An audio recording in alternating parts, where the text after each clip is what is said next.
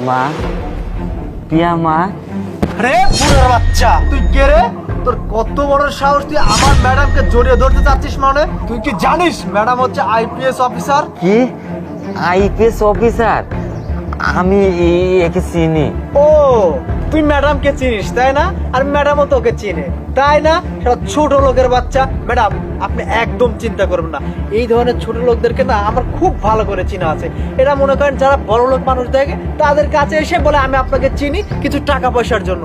এই শোন ছোট লোকের বাচ্চা, এই জায়গা থেকে 1 মিনিটের মধ্যে ত্যাগ করবি। যদি না ত্যাগ করিস না, পায়ের জুতো আছে না, জুতো দিয়ে পিটাবো কিন্তু, বলে দিলাম। যা।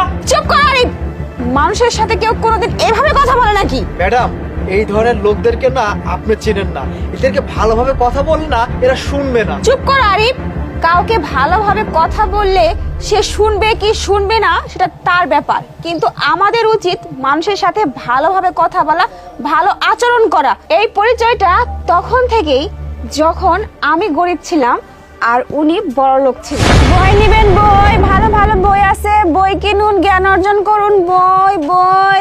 আরে মা পিয়া, তুমি এখানে কি করতেছো? আঙ্কেল, বই বিক্রি করতেছি।